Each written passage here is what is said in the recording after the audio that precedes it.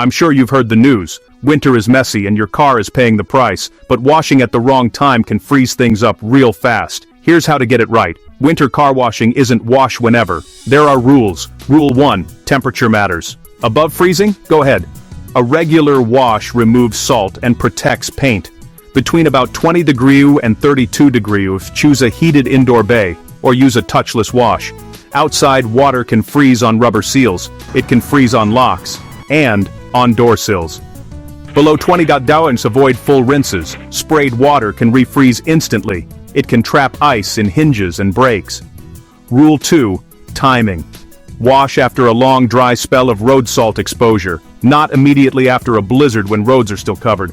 Rule 3. Use warm water and undercarriage spray. This clears salt from critical components. Wax before deep cold sets in to add protection. Dry seams, dry locks, use compressed air, or use a blow dryer. Quick pro tip.